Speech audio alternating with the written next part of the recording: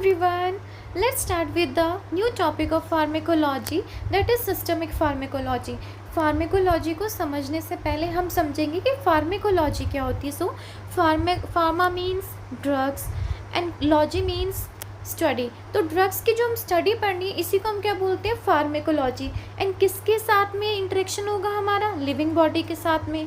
Okay, so pharmacology is the study of drugs and there effects on body. Now अब हमें जो इसमें जो यूनिट वाइज चैप्टर करने हैं that is drug action on autonomous nervous system, जिसमें हम पढ़ेंगे cholinergic and anti cholinergic system. Okay, so सबसे पहले हम स्टार्ट करते हैं कोलिनर्जिक सिस्टम. सबसे पहले अगर हम देखें कि this is our cranial part and this is our sacrum part, ठीक है. And this cranial has a pre ganglia, इसके पास में एक प्री गैंग्लिया जो कि आपका क्या रिलीज़ कर रहा है, ACH. एंड जो सेक्रल पार्ट है ये भी क्या रिलीज़ करता है, ACH. एंड जो पोस्ट गैंग्लिया है वो क्या रिलीज़ करता है, सेम ACH.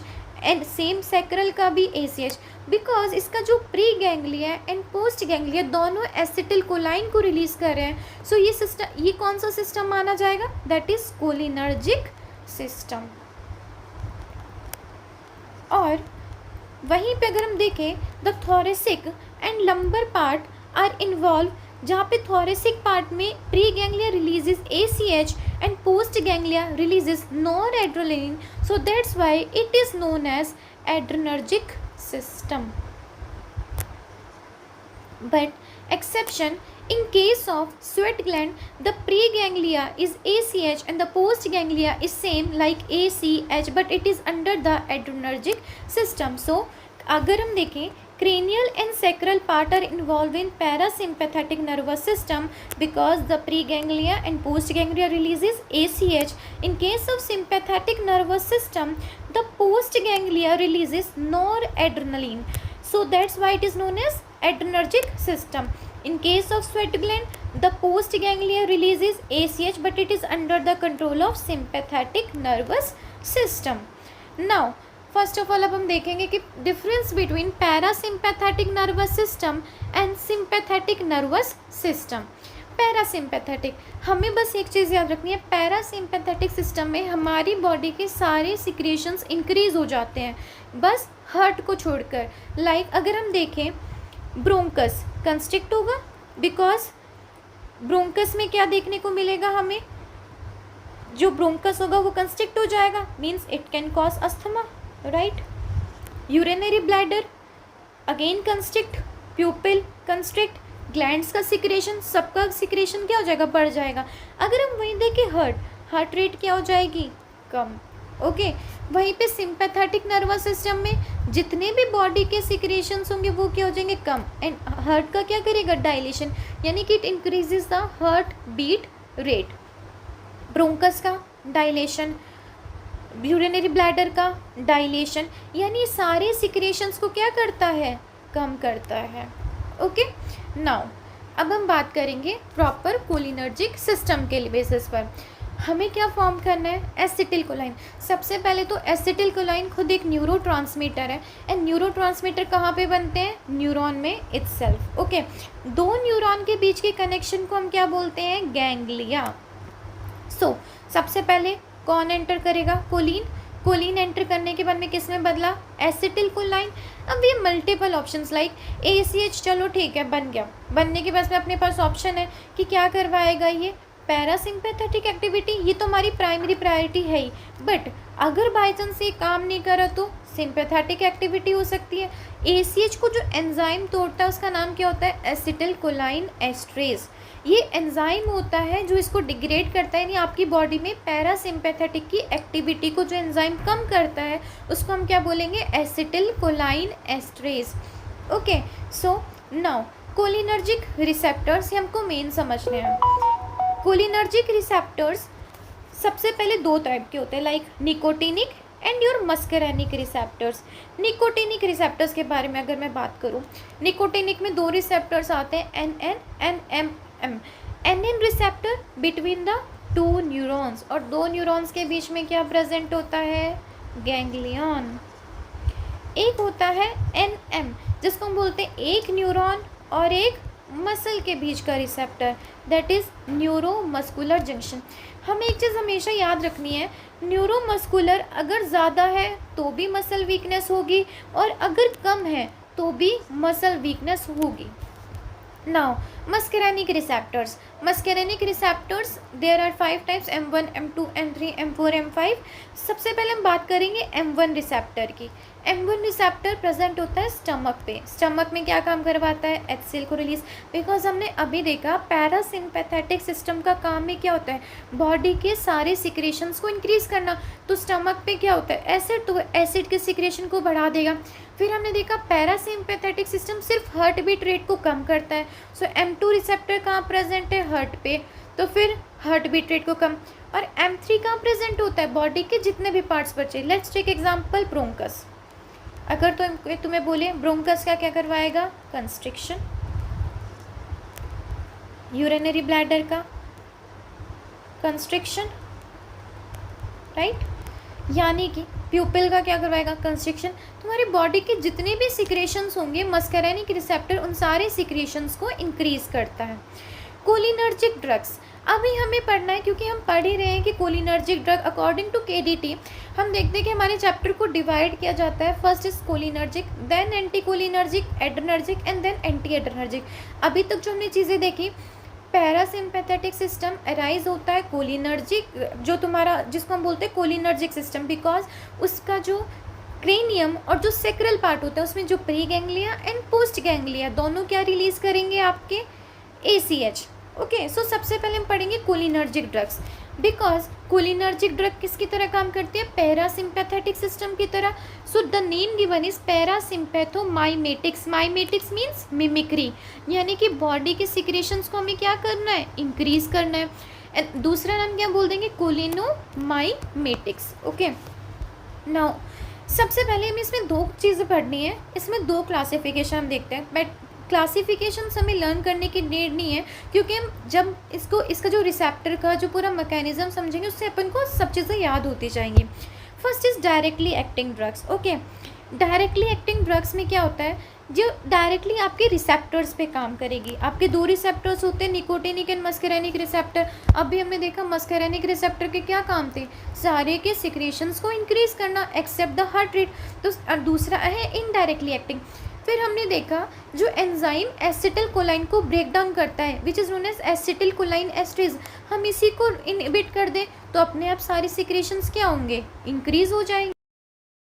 उसके बाद में अभी हम जब स्टार्ट करते हैं, सबसे पहले directly acting drugs. Directly acting drugs में जैसे कि हम एग्जांपल देख रहे हैं, मेथाकोलाइन, कार्बाकोल, बेंथाकोल, पाइलोकार्पिन, मस्करेन, ये जितने भी जो ड्रग्स हैं ये बॉडी में सिक्रेशंस को इंक्रीज करते हैं, बिकॉज ये डायरेक्टली मस्करेनिक रिसेप्टर पे काम करती हैं. अगर हम देखें सबसे पहले हार्ट पे जो heart is made up of myocardium. Like heart की जो मसल्स किसकी बनी है? मायोकार्डियम की. और इसकी जो मेडिसिन है दैट इज़ मेथाकोलाइन. और हमने देखा इस पे जो रिसेप्टर काम करता है M2, और M2 क्या काम करता है? हार्ट बीट रेट को कम करता है, यानी it helps in tachycardia arrhythmia. So it is use for cardiac suppression. अगर आपको आपकी हार्ट बीट रेट बहुत ज़्यादा फास्ट चल रही है तो उसको कम करने के लिए कौन काम में आएगी? मेथाकोलाइन. Next is बिथेनाकोल. बिथेनाकोल नाम से समझ में आ रहा है, बिथेनाकोल यूरिनरी ब्लैडर पे. ये यूरिनरी ब्लैडर का क्या करेगी? कॉन्ट्रैक्शन मीन्स यूरिन के आउटफ्लो को. सपोज अगर हमको पता है कि यूरिनरी ब्लैडर की जो मसल्स होती है it is made up of detrusor muscle, अगर उसकी जो मसल्स हैं वो काम नहीं कर रही हैं अच्छे से, तो हम क्या करेंगे? उसके सिक्रेशंस को हम चाहते हैं कि उससे यूरिन पास आउट हो. अगर वो पेशेंट यूरिन पास आउट नहीं कर पा रहे तो वो भी दिक्कत है. तो उसके यूरिन के आउटफ्लो को बढ़ाने के लिए हम क्या देंगे? बेंथेनाकोल. बिकॉज हमने अभी देखा कि जो पैरासिम्पैथेटिक सिस्टम होता है ये बॉडी के सिक्रेशंस को इंक्रीज करता है. Next is your pilocarpine. Pilocarpine कहाँ पे यूज आएगी? P for pilocarpine, P for प्यूपिल. अगर किसी की जो आई है वो बहुत लंबे समय तक डायलेट रह रही है, उसकी ड्राई आइज हो जाएंगी, तो हम तो नहीं चाहते ऐसा हो. तो मायोसिस करवाने में कौन हेल्प करती हैं? Pilocarpine. So it is use in angle closure glaucoma. Next is carbachol. Carbachol एक ऐसी मेडिसिन होती है जो दोनों रिसेप्टर्स पे काम करती है, both on nicotinic and muscarinic receptor. So अभी तक हमने डायरेक्टली एक्टिंग ड्रग्स में देखा, सबसे पहला methacholine directly works on heart, और हमको पता है parasympathetic system heart beat rate को कम करता है. Carbachol works on both nicotinic and muscarinic receptor. Bethanechol urinary bladder और पैरासिम्पैथेटिक सिस्टम सब सिक्रेशंस को इंक्रीज करता है. पाइलोकार्पिन प्यूपिल पे काम करेगी, सिक्रेशंस को इंक्रीज, बोले तो आंखों का कंस्ट्रिक्शन, प्यूपिल का कंस्ट्रिक्शन करवाना. नाउ मस्करैनिक पॉइजनस मशरूम से मिलती है, ठीक है, Amanita muscaria. Now indirectly acting drugs, directly acting में हो गया. नाउ द इनडायरेक्टली एक्टिंग, हमने देखा इनडायरेक्टली एक्टिंग ड्रग्स जो कैसे काम करेगी, ACHE को inhibitor, ACHE inhibitor acetyl choline esterase inhibitor, जो एंजाइम किसको डिग्रेड करता है, ACH को, एसिटिल कोलाइन को. हमें तो बट पैरासिम्पैथेटिक एक्शंस चाहिए, अपनी बॉडी के सिक्रेशंस को बढ़ाना है, तो हम इस एंजाइम को क्या करेंगे, हम इनहिबिट कर देंगे. तो इसमें दो तरीके से possible, first is reversible and second is irreversible. Reversible कोई भी चीज़, अगर कोई भी चीज़ रिवर्सिबल है it is good, but irreversible cheese always क्या होती है, toxic. Okay, now reversible uses. Reversible में हम देखेंगे कि दो तरह की मेडिसिन होती है, like lipid soluble drug and water soluble drug. सबसे पहले अगर हम कॉन्सेप्ट समझेंगे lipid soluble drug and water soluble drug का. लिपिड सॉल्युबल ड्रग जितनी भी, अगर आपकी बॉडी में आप कोई भी मेडिसिन ले रहे हो जो लिपिड सॉल्युबल ड्रग है, वो किसको क्रॉस करेगी, ब्लड ब्रेन बैरियर को. अगर कोई मेडिसिन ब्लड ब्रेन बैरियर को क्रॉस नहीं करेगी, it means it has no effect on your CNS, उसका CNS पे कोई इफेक्ट नहीं होगा. वहीं पे वाटर सॉल्युबल जो ड्रग होगी वो वाटर सॉल्युबल ड्रग जो होगी वो हमको पता है वो ब्लड ब्रेन बैरियर को क्रॉस नहीं करेगी. ओके, सो लिपिड सॉल्युबल ड्रग का एग्जांपल है फाइसोस्टिग्मिन. फाइसोस्टिग्मिन ऑब्टेन किससे होती है, नेचुरल प्रोडक्ट है, प्लांट से ऑब्टेन होती है, टर्शरी अमाइन है. हम एक कॉन्सेप्ट यहाँ पे और समझेंगे, एक चीज़ हमें हमेशा याद रखनी है, क्या, नॉन आयोनाइज ड्रग का हमेशा बॉडी में एब्जॉर्प्शन होता है. ये जब हम फर्स्ट यूनिट ऑफ फार्मेकोलॉजी पढ़ेंगे उस टाइम पे समझेंगे ऐसा क्यों होता है. नॉन आयोनाइज ड्रग हमेशा बॉडी में एब्जॉर्ब होती है एंड आयोनाइज ड्रग हमेशा बॉडी से एक्सक्रिएट आउट होती है, ठीक है. Okay, so non lipid soluble drug is tertiary amine, non polar, non ionize. वहीं पर हम देखेंगे water soluble drug neostigmine, synthetic है, केमिकल से बन रही है, क्वाटनरी अमाइन, पोलर है, आयनाइज है. अभी देखा it can not cross blood brain barrier को क्रॉस नहीं करेगी, because only lipid soluble drug can cross the blood brain barrier. अच्छा ठीक है, छोटा सा पॉइंट ऑफ व्यू लेते हैं. What do you mean by blood brain barrier. Actually suppose ये हमारा ब्रेन है, जो हमारा ब्रेन है वो बहुत सारी ब्लड वेसल्स और कैपिलरीज उसमें प्रेजेंट होती हैं, और जब बहुत सारी ब्लड वेसल्स और कैपिलरीज उसको एक ओवरलैप कर लेती है तो इसकी वजह से बहुत सारी मेडिसिन ब्लड को ब्रेन को पास नहीं कर पाती है, क्योंकि वहाँ पे वहाँ पे ब्लड वेसल्स एक ज़्यादा इतनी ओवरलैप होती है. इसी को हमने क्या नाम दिया, ब्लड ब्रेन बैरियर. ऐसे सेम केस किस में हम देखते हैं, प्लेसेंटा में. So another barrier name is placental barrier. ये किसके लिए होगा, जब हम किसी ड्रग का इफेक्ट देखेंगे फ्रॉम मदर टू फीटस, ठीक है. नाउ अभी हमें पढ़ना है जो हमने लिपिड सॉल्युबल ड्रग देखी जिसका नाम है फाइसोस्टिग्मिन. फाइसोस्टिग्मिन कहाँ कहाँ काम आती है, सबसे पहले जो हमने देखा सेम एंगल क्लोजर ग्लाकोमा. अगर किसी की आंखें बहुत लंबे समय तक डायलेट है, बहुत इजी वर्ड्स में अगर समझे तो आंखों को कंस्ट्रिक्ट कराने के काम आएगी फाइसोस्टिग्मिन. नाउ जो आपके पेपर में सबसे ज़्यादा क्वेश्चन आता है that is atropine poisoning. Fix होता है एक शॉर्ट नोट आना एट्रोपिन पॉइजनिंग पे एंड द साइन ऑफ एट्रोपाइजेशन, हम उनके बारे में देखेंगे. एट्रोपिन पॉइजनिंग का क्या मतलब है, सबसे पहले हम देखेंगे एट्रोपिन काम क्या करता है आपकी बॉडी में. हमने देखा कि जो पैरासिम्पैथेटिक सिस्टम है, पैरासिम्पैथेटिक सिस्टम में मस्करेनिक रिसेप्टर्स होते हैं, है ना. मस्करेनिक रिसेप्टर्स का काम होता है कि सारे सिक्रेशंस को इंक्रीज करना. वहीं पे जो ये एट्रोपिन जी हैं ये क्या करते हैं, एट्रोपिन जी इस मस्करेनिक रिसेप्टर को ब्लॉक कर देते हैं. और तुम बताओ जब मस्करेनिक रिसेप्टर को ब्लॉक कर देंगे क्या अपनी बॉडी से यूरिन पास आउट हो पाएगा, नहीं हो पाएगा. क्या आइस में कंस्ट्रिक्शन होगा, नहीं हो पाएगा. तो atropine poisoning a non specific muscarinic receptor blocker, ये जितने भी मस्करेनिक रिसेप्टर होते हैं ब्रेन के आउटसाइड द ब्रेन, यानी ब्रेन CNS के इफेक्ट ये सब पे इफेक्ट करता है, सब रिसेप्टर को ये रोक देता है. सो इससे बचने के लिए भी हम क्या यूज़ करेंगे, फाइसोस्टिग्मिन. बिकॉज ये ब्लड ब्रेन बैरियर को क्रॉस कर सकती है and it has also effect on the brain. Next is senile dementia. Senile dementia का another name is Alzheimer's disease. Actually क्या होता है, जब जो ओल्ड एज पीपल्स होते हैं, है ना, उनमें धीरे धीरे एज के साथ में क्या होने लग जाता है, लॉस ऑफ मेमोरी होने लग जाती है. मेमोरी उनकी धीरे धीरे वीक होने लग जाती है. उनको जिसे हम कहते हैं कि भूलने की बीमारी होने लग जाती है धीरे धीरे एज जैसे जैसे बढ़ती जाती है. एक्चुअली अपनी बॉडी में, ब्रेन में, CNS में प्रेजेंट होता है, that is basal nucleus of Meynert. इस बेसल न्यूक्लियस ऑफ मेनट में क्या प्रेजेंट होता है, ACH. बहुत ज़्यादा अमाउंट में ACH प्रेजेंट होता है. और ACH एसिटिलकोलाइन क्या काम आता है, एक्वायरिंग एंड रिटेनिंग मेमोरी. किसी चीज़ को याद करने के, याद करके जो हम चीज़ों को रखते हैं, रिटेनिंग मेमोरी के काम में आता है. बट अब उनके तो धीरे धीरे एज के साथ में क्या होता है, ACH धीरे धीरे ख़त्म होने लग जाता है, तो उनको धीरे धीरे करके भूलने की बीमारी होती रहती है. ठीक है, क्यों, क्योंकि हमने अभी बोला कि धीरे धीरे एज के साथ में ACH का लेवल डाउन होता रहता है. अब हम चाहते हैं कि ACH का लेवल बढ़ाए, यानी कि हम चाहते हैं कि हमारी जो रिटेनिंग मेमोरी, जो ओल्ड एज वाले पीपल्स हैं, उनकी मेमोरी भी स्ट्रॉन्ग रहे, राइट. तो उसके लिए हम क्या देंगे, फाइसोस्टिग्मिन. अगेन फाइसोस्टिग्मिन क्या करेगा, जो ब्रेन के जो मस्करेनिक रिसेप्टर है उनको, तो बिकॉज फाइसोस्टिग्मिन हमने पढ़ा है कि होता है कि ब्लड ब्रेन बैरियर को क्रॉस करती है, क्योंकि हम चाहते हैं कि इसके CNS पे भी इफेक्ट हो, और CNS में इफेक्ट होगा तो वो CNS में ACH को बढ़ा देगा. बट क्या उसके अलावा उसके पेरिफेरल इफेक्ट भी होंगे. लाइक सपोज अगर हम देखें, कोई ओल्ड एज पीपल है ना, ओल्ड एज का है, अब दादी है, दादी को तुमने क्या किया, फाइसोस्टिग्मिन दे दी. दादी ने कहा कि भाई बेटा मेरे को भूलने की बीमारी हो रही है, तुमने फाइसोस्टिग्मिन तो दे दी, बट दादी को क्या दिक्कत आएगी. चलो दादी ने कहा बेटा मेमोरी तो मेरी सही होती जा रही है, बट उसके अलावा मेरे को बार बार यूरिनेशन के लिए जाना पड़ रहा है, मेरे को डायरिया हो जा रहा है, बिकॉज उसके क्या हो रहे हैं, पेरिफेरल साइड इफ़ेक्ट हो रहे हैं. तो physostigmine is not the drug of choice in case of Alzheimer's disease और senile dementia. So the drug of choice is tacrine. एक और नई ड्रग आ गई, टैक्रीन.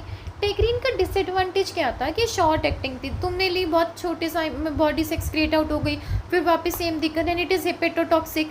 सो इसके सिर्फ इसकी सेंट्रल एक्शन थी, अच्छी चीज़ थी. सो हम एक ऐसे और मेडिसिन लेकर आए जो ना तो टॉक्सिक हो, लॉन्ग एक्टिंग हो, तो that is GRD, galantamine rivastigmine, and that is your donepezil. Okay, donepezil. So now ये था आपका किस चीज़ का क्लासिफिकेशन, जो ड्रग कैसे काम करती है, रिवर्सिबल. रिवर्सिबल में भी कौन सा हमने देखा अभी तक, रिवर्सिबल में देखिए lipid soluble drug. Lipid soluble में हमने देख लिया फाइसोस्टिग्मिन. फाइसोस्टिग्मिन का यूज़ आ गया ग्लाइकोमा में. एट्रोपिन पॉइजनिंग, एट्रोपिन का काम होता है सारे मस्करेनिक रिसेप्टर को ब्लॉक करना, बट हम चाहते हैं रिसेप्टर को एक्टिवेट करें, तो हमने फाइसोस्टिग्मिन दे दिया. वहीं पे सिनाइल डिमेंशिया, एज के साथ में ACH का लेवल कम था, ACH को बढ़ा दिया. अब हम देखेंगे water soluble drugs. Okay, now the water soluble drugs. Water soluble drugs में नियोस्टिग्मिन, पायरोडोस्टिग्मिन, एड्रोफोनियम, ये एग्जाम्पल्स हैं. हम देखेंगे निकोटिनिक यूजेस क्या होते हैं और मस्करेनिक यूजेस. जब भी कोई भी ड्रग जिसका निकोटिनिक यूज़ होगा उसके साथ में हम हमेशा क्या देंगे, एट्रोपिन देंगे. एट्रोपिन प्लस नियोस्टिग्मिन और पायरोडोस्टिग्मिन जो हम देना चाहें. सबसे पहले कहाँ यूज़ आती है, यूजेस इन मिस्थेनिया ग्रेविस. माइस्थेनिया ग्रेविस में क्या होता है, एक्चुअली माइस्थेनिया ग्रेविस भी दो तरह का होता है, ओवर स्टिमुलेशन ऑफ NM और ऑटो इम्यून डिसऑर्डर. जो नॉर्मल अभी तक पढ़ते आ रहे वो क्या होता था, ऑटो इम्यून डिसऑर्डर, जिसमें हम देखते थे कि जो खुद की जो सेल्स होती है वो खुद की सेल्स को मारने लग जाती है, खुद की एंटीबॉडीज़ को मारने लग जाएंगी, जिसकी वजह से NM रिसेप्टर क्या हो जाएगा, कम. हमने पहले ही देखा था कि NM रिसेप्टर का ज़्यादा होना और चाहे NM रिसेप्टर का कम होना, दोनों रीज़न में क्या होगा, मसल वीकनेस. ओके, फिर दूसरा एक रीज़न होगा जब NM रिसेप्टर बहुत ज़्यादा हो जाएगा, जिसकी वजह से भी मसल वीकनेस. इसको नाम देते हैं cholinergic crisis. Cholinergic crisis. Okay, अब हम आइडेंटिफाई कैसे लगाएंगे कि ये ओवर्स्ट कोलिनर्जिक क्राइसिस है या ऑटो इम्यून डिसऑर्डर है. ठीक है, एक हम टेस्ट करते हैं जिसका नाम होता है एड्रोफोनियम टेस्ट. एड्रोफोनियम टेस्ट में हम क्या देखते हैं, एड्रोफोनियम को हम IV के थ्रू देते हैं. ठीक है, अगर पेशेंट की कंडीशन 10 मिनट में सुधर गई, 10 मिनट में ठीक हो गई, और एड्रोफोनियम क्या काम करता है, जो एनएम रिसेप्टर होता है इनको इंक्रीज करता है। अगर उसकी सिचुएशन 10 मिनट के अंदर सुधर गई means it is auto immune disorder, क्योंकि वहाँ पे आपका एनएम रिसेप्टर कम हो चुका था। अगर उसकी कंडीशन 10 मिनट में वर्सन हो गई यानी कि ख़राब हो गई, यानी इट इज़ कोलिनर्जिक क्राइसिस, उसकी बॉडी में ऑलरेडी एनएम रिसेप्टर बहुत ज़्यादा एक्सेस में था और आपने और ज़्यादा दे दिया तो और ज़्यादा मसल वीकनेस। ठीक है, so the treatment is neostigmine. Treatment neostigmine है, बट हमको पता है नियोस्टिगमिन निकोटिनिक रिसेप्टर्स पे भी काम कर रही है और मस्करेनिक रिसेप्टर्स पे भी काम कर रही है, सेम चीज़। अब इसके मस्करेनिक साइड इफ़ेक्ट भी होंगे, लाइक बहुत ज़्यादा यूरिनरी ब्लैडर का कंस्ट्रिक्शन होना, स्टमक से एसिड का सिक्रेशन हो रहा। तो हम क्या चाहते हैं, मस्करेनिक रिसेप्टर को ब्लॉक कर दें। तो हमें पता है मस्करेनिक रिसेप्टर को ब्लॉक करने के लिए हम क्या देंगे, एट्रोपिन। मस्करेनिक रिसेप्टर को ब्लॉक कर देगा। ठीक है, दूसरा कोबरा वाइट। कोबरा भी क्या करता है, एनएम रिसेप्टर को ब्लॉक कर देता है। उसको बढ़ाने के लिए हम क्या करेंगे, again use of neostigmine plus atropine. Reversal of skeletal muscle relaxant में भी क्या देंगे हम, नियोस्टिगमिन प्लस एट्रोपिन। ये तो इसके निकोटिनिक यूजेस थे। हमें हमेशा याद रखना है कि निकोटिनिक यूजेस में हम हमेशा क्या ऐड करेंगे, एट्रोपिन। वहीं पे मस्करेनिक यूजेस, मस्करेनिक यूजेस में हमें एट्रोपिन ऐड करने की नीड नहीं है। क्यों, अगर हम देखें सबसे पहले यूज़ कहाँ पे था, पोस्ट ऑपरेटिव पैरालिटिक इलियस और post operative urine retention. Suppose अगर किसी का ऑपरेशन हुआ, ऑपरेशन होने के बाद में पेशेंट का यूरिन नहीं आ रहा है, तो क्योंकि उसके एक्चुअली उस टाइम पे मसल्स बहुत वीक होती हैं, है ना, तो मसल वीकनेस की वजह से उसके जो उसमें मसल्स में कंस्ट्रिक्शन नहीं होगा। जब मसल्स में कंस्ट्रिक्शन नहीं होगा तो हम चाहते हैं मसल्स का कंस्ट्रिक्शन हो, तो उसके लिए हम क्या देंगे, मस्करेनिक के लिए पायरोडोस्टिगमिन, नियोस्टिगमिन, एट्रोफोनियम। और इसमें हमें एट्रोपिन को ऐड करना नहीं है बिकॉज हम चाहते हैं यहाँ पे मस्करेनिक रिसेप्टर्स काम करें। So atropine is not added because we want to work. हम क्या चाहते हैं, मस्करेनिक रिसेप्टर काम करें। Okay, so this is water soluble drug. अभी तक हमने देख लिया, सबसे पहले डायरेक्टली एक्टिंग देखा, डायरेक्टली एक्टिंग में हमने देख लिया जो डायरेक्टली रिसेप्टर्स पे काम करती है। फिर हमने देखा इनडायरेक्टली में ACHA inhibitor, reversible and irreversible. Reversible में lipid soluble and water soluble drugs. Lipid soluble में हमने देख लिया फाइसोस्टिगमिन, वाटर सॉल्यूबल नियोस्टिगमिन। उसके दो यूजेस देखे, निकोटिनिक एंड मस्करेनिक यूजेस। अभी एक और बच गया, that is your irreversible. Irreversible में क्या होगा, अभी बताया, जो चीज़ इरिवर्सिबल होती है it is always toxic, right. अगर हम किसी से परमानेंटली अटैच है तो it is very very toxic. Okay, so irreversible. Irreversible drugs का एग्जांपल में क्या आते हैं, ऑर्गेनोफॉस्फेट। जैसे हम बुक में देखेंगे सेबुन, टेक्रीन, ऐसे कुछ एग्जांपल्स देख रखे हैं। ओके, एक्चुअली अगर तुम सबसे इजी एग्जांपल समझना चाहो, जो लोग खेत में काम करते हैं, राइट, जो खेत में काम करते हैं वहाँ पे क्या बोलते हैं कि वो जो स्प्रे वगैरह छिड़कते हैं लाइक पेस्टिसाइड्स वगैरह के लिए, है ना, उनका वो उनमें क्या होता है, वो सारे जो मस्करेनिक रिसेप्टर है वो उनको बहुत ज़्यादा एक्टिवेट कर देते हैं। सपोज़ थोड़ी सी गई तो M1 रिसेप्टर एक्टिवेट हो गया, उसने एसिडिटी को इंक्रीज़ कर दिया। धीरे धीरे और M2 रिसेप्टर एक्टिवेट हुआ, उसने हार्ट बीट रेट को कम कर दिया। और ज़्यादा हुआ, सारे M3 रिसेप्टर सारे बॉडी के सिक्रेशन बढ़ने लग गए।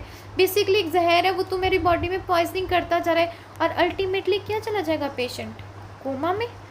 इसका निकोटिनिक पे इतना काम नहीं होता, ये इरिवर्सिबली मस्करेनिक रिसेप्टर को एक्टिवेट करते हैं। जब तीनों रिसेप्टर साथ में किसी पॉइजन की इस ऑर्गेनोफॉस्फेट की वजह से एक्टिवेट हो जाते हैं, पेशेंट अंडरगो कोमा। और हमें पता है कि अगर मस्करेनिक रिसेप्टर को ब्लॉक करना है तो हमें इसके लिए कौन सी मेडिसिन देनी है, atropine, because it is both effect on CNS and peripheral system.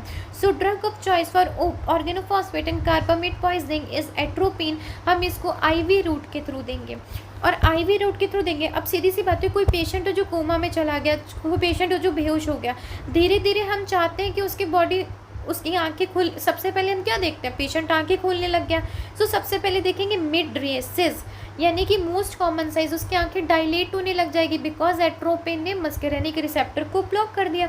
उसकी बॉडी के सिक्रेशंस धीरे धीरे क्या होंगे, कम होने लग जाएंगे। हार्ट बीट रेट क्या होगी, इंक्रीज होने लग जाएगी बिकॉज एट्रोपिन क्या करेगा, एट्रोपिन ने मस्करेनिक रिसेप्टर को तो ब्लॉक कर दिया और M2 हार्ट बीट रेट को कम करता है और एट्रोपिन हार्ट बीट रेट को इंक्रीज कर देगा। So these are the sign of atropinization and it is very very very important. Okay, again एक और चीज़ आती है, अब हम सीधी सी बात है, हम चाहते हैं कि आपकी बॉडी में जो एसिटिलकोलाइन बहुत ज़्यादा एक्टिवेट हो रखा है हम उसको क्या कर दें, डीएक्टिवेट कर दें, और जो एंजाइम ACH को ब्रेक डाउन करता है दैट इज़ एसिटिलकोलाइन एस्ट्रेस, हम उसको क्या कर देंगे, reactivate. And the medicine use are pralidoxime and diacetyl monoxime and it is only effective in phosphate poisoning. So these are the cholinergic drugs and difference between parasympathetic and sympathetic nervous system. Okay, so इसके बाद में जो हम अगला जो chapter का discussion करेंगे that is anticholinergic drugs and the classification of both cholinergic and anticholinergic drugs. ठीक है, hope you like the video. Please like, share and subscribe.